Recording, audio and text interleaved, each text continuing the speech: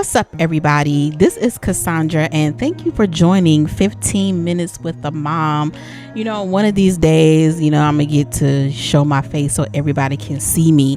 But if you know me, you already know what I look like, correct? Okay. So each day is going to be different. Like today, I'm going to talk about giving yourself grace. So like another day, I'm going to talk about something else. And then sometimes I might just do some reactionary videos and give you my opinion on what I think. So today, I just want to discuss giving yourself grace, because at times we as mothers, we are not giving ourselves grace. We think we have to do everything and then everything for everybody. And we cannot do that. We cannot do that. We have to give ourselves grace and process everything slowly. Like everything is a process. Like when you think about baking a cake, that is a process. You can't just say, oh, I want to bake a cake and then just throw a whole bunch of ingredients together and stick it in the oven. Like, no, like everything is a process. Like if you want to make, I don't know, I'm not used to baking cakes, so that was a bad example for me. So let me use the example that I know. Okay, so I'm great at making peach cobbler, right? So I don't just get the peaches and be like, all right, boom, it's a cobbler. No, I have to boil the peaches in sugar on the stove while I'm making the crust part. So that's flour, that's sugar, while all of that is mixing, I got the butter in the oven melting in the pan. So once I finish mixing everything and once the peaches are finished boiling in the sugar, then I pour everything into the pan. And then I have to wait at least 35-40 minutes for the peach cobbler to bake. That is a process. I can't think that peach cobbler gonna be baked in 10 minutes. No, because then it's not even a cobbler. Now you just got peaches and a whole bunch of sugar. No cobbler, no kind of crust. It takes 35-40 minutes for that peach cobbler to bake. So I have to wait it out. So mothers, wait it out. Wait the process. I know it's difficult. Trust me. You can ask some of my friends how much we talk every day about things that we are going through. And we tell each other, you know what? It's a process. We're going to get there. We're going to get there. That's what we have to tell each other. Because not only are we telling each other that, we have to tell ourselves that. We have to tell ourselves that, hey, this is a process. This mothership is a process. Being a mom of 3, like I have 3 personalities to deal with, 3 different personalities, although they are close in age, and 2 of them are boys and 1 is a girl, but those are 3 different personalities. And I'm like, okay, y'all personalities mixed with my personality, it's not mixing. This is not the way that I thought it was going to be. Like, honestly, I really didn't think it was going to be this way. I didn't wake up one day and was like, oh, you know what? I think I'm going to be a single mom. No, like things happened that kind of forced me into this position. And that's one thing I was telling one of my friends one day. I was like, girl, you have single moms out here who just up and get pregnant and now they're a single mom. You have single moms who were with the father, whether it was marriage or you just boyfriend and girlfriend, and then all of a sudden they break up. Now, you're a single mom. Or you just may have someone who decided to, I'm just going to go the IVF route. I don't care. I'm going to, just adopt a child, without the husband. I don't care. You have single parents who are out who wants to be single moms. But I didn't ask for this. Now, granted, I was a single parent when my oldest was born for like 2 months. Then I married his dad 2 months after that. And then we had 2 more children, over the years. But I didn't ask for this. And because I didn't ask for this, I had to ask God, like, how can I get through it? Even today, I'm still asking God, how can I get through it? Because every time they turn a year older, it's something different. It's something different because, they were once, when I was married to their father, they were 6, 5, and 3. Okay. Then, I left their father when they were 4, 6, and 7. Okay. Or 8 or something like that. I don't know. But compared to the ages they are now, like 13, almost 12, and almost 10. So you can only imagine what I'm experiencing right now if you know what it's like to have teenagers. So you have, one who was like fully, teenagery. Then you have one who's like coming up on the edge, leaving, the other years and coming up on the teenager years. Then you have one who is like, I have bypassed these teenage years. I'm already grown. You have one that's already thinking that way. And that's my almost 10-year-old, and she's very, very smart. I can tell you that. Very mature for her age. So I have to be like, ma'am, bring it on down. Bring it on down. Just bring it on down. Remember, you're not grown yet. You're not even a teenager yet, ma'am.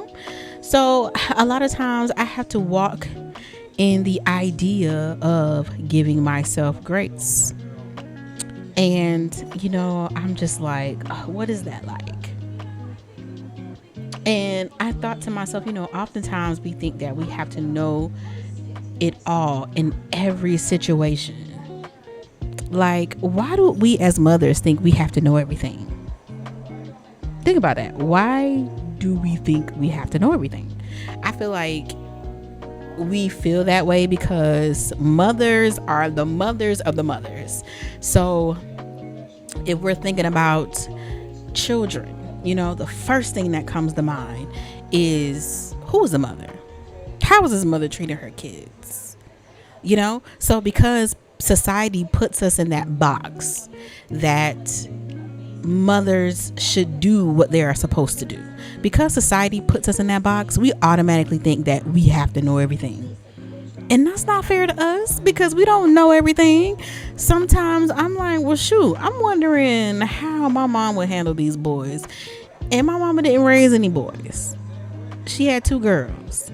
And I would say, well, how were me and my sister as kids? And she would say, y'all wasn't bad kids. Like, y'all listen, you have your moments. Of course we weren't perfect children, but you have your moments to where you're like, okay, I'm gonna be disobedient. Okay, I'm not gonna listen. Okay, I'm gonna give off attitude, because girls have attitude. So I'm pretty sure we really gave my mama attitude. But I do know that even though my mom didn't have boys, she knows how to deal with it. My mom was a director of a daycare, and it was a lot of boys in that daycare, and there was a lot of boys who gave trouble to their teachers, and they were sent to my mom's office, and she had to deal with them. So she may not have raised boys, but she knows how to deal with them, and I appreciate all of her help that she gives when it comes to discipline, because sometimes I get calls from the school, and right after I hang up from that school, I call my mom, because I'm like, Mom, this is what one of them did at school today. And I'm just like, what am I supposed to do? And she tells me what I need to hear, and then she says this thing: you're doing a great job. This doesn't mean that you're a bad mother because they want to go to school and act up, So that brings me back to, we don't have to know everything in every situation. We don't. And also, take your time to achieve every goal that you have set out for each day. You may have set some goals for each, like, I'm not saying you're gonna go buy a house Wednesday. What I mean is, okay, so on Monday, of course, take the kids to school if it's school time, and then after I get home or whatever, I'm going to work out for 30 minutes. And then after I work out for 30 minutes, I'm going to go shower and then get ready for work. And then after I'm working, like on my break, I'm going to take 10 minutes to go over my schoolwork just to see what I have to do this week. I'm not going to do anything, but I just want to see what I have to do. And then let those, little goals like that, like a to-do list. And, once the week progresses, then you can say, okay, like me, I'm in school. So what I write each day. So I said, okay, so Monday, I'm going to just, read through my schoolwork. And then like on Tuesday, I might say do one assignment for one class, do another assignment for another class. So that's goals. That's daily goals. So I'm going to take my time to achieve each goal. And when I've been doing that for a while. And so now that I'm doing that, I feel much better. I don't feel overwhelmed. And I try to space everything out because I don't want to get too overwhelmed. Like I was thinking about, okay, so the kids got swimming coming up in July. And then one of those days, my son has basketball practice. And I'm like, so I had to choose the early time because I'm like, okay, so I had to go all the way downtown and then leave there quickly so I can go all the way on the other side of town for basketball. And that's one thing that I said, you know what? I'm not going to overwhelm myself. I'm going to go take them during my lunch break. It's only 45 minutes for swimming lessons. Take them during my lunch break. Maybe I can find somebody to drop them off and I can just pick them up, you know. And then, you know, later on that Monday at 7, my son has basketball practice. Go take him to basketball practice, you know. And then instead of just sitting there, I can do schoolwork. You know, there's a grocery store up the street. I can go grab groceries. Like, it's so many different things. So hear me when I say, take your time to achieve each daily goal. Don't think you have to do everything in one day. Don't burn yourself out because guess what? You only get in one body. Okay? On earth. Because when you leave this earth and go to heaven, you get your glorified body. Okay? So you only get one body. So do not burn yourself out. Please, mothers, don't burn yourself out. If you're doing it alone, which I'm really talking to the moms that's really doing it by themselves. You know, I've been one of those moms that did it with the husband. So I'm not saying I'm not talking to you. I'm talking to you too, but I'm really trying to reach those moms who's doing it by themselves because we really need a support system. You know, we're all of the single moms are not what society says. We're living off government assistance. We don't work. No. I'm a career woman. I'm in school trying to expand my career and I need that little nudge. So that's what I'm doing. I'm giving my single moms who are like me, career women, business women who, you know, trying to make it on their own without the fathers. I'm trying to give y'all a little nudge, okay? And my hat goes off to each and every single mom who is doing it by themselves, who are trying to climb the ladder. And, you know, you're constantly getting told that you can't do it because you are a single mom. You need the man to do this. Yes, biblically, yes, I do need the man to do this. But while I'm in my singleness, I'm going to climb that ladder no matter what. Okay, somebody says to me, no matter what somebody wants to, you know, come against me with negativity, trying to tell me that, you know, single moms are worthless. No, we are not worthless. We are not worthless. We are worthy to carry this load. God would never give us this load if we couldn't carry it. He would not give us this load if we couldn't carry it.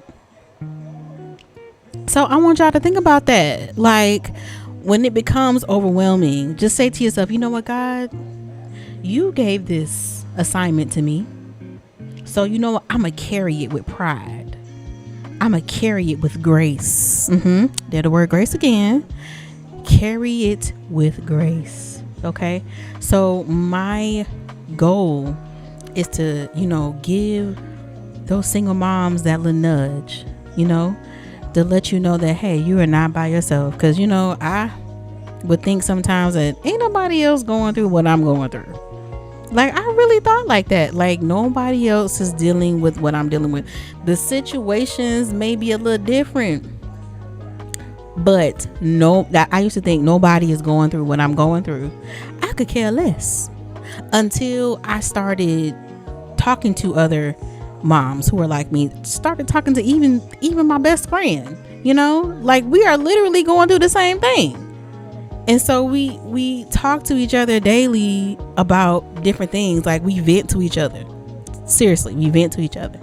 And sometimes you may need that person that knows what you're going to vent to, because even though you guys, both of you are going through the same thing, you can still use each other to lift each other up. I have like 2 friends that I talk to most of the week, and we're lifting each other like, girl, you got a second, I need to vent. Like, and then sometimes, like, me and one of my good friends, we be on the phone for like 2 and 3 hours, okay, just venting. She's venting, then I'm venting, she venting, and I'm venting, and then we get off that phone encouraging each other that, hey girl, we gonna make it. So that's what I want to give y'all today, is to let you know that you need to give yourself grace, because you're not giving yourself grace. You're thinking you can do everything all the time, and then you beating yourself up, self-sabotage, and no, you can do it. I promise you can do it. I love y'all. Thank y'all for tuning in. Please like, share, and subscribe my YouTube channel. And then, like I said, I will one day show my face, but I was just like, had a topic and I just wanted to babble on, and so I didn't even get cute for the camera, so I don't even want to show. But that was 15 minutes with the mom. I love y'all. Till next time.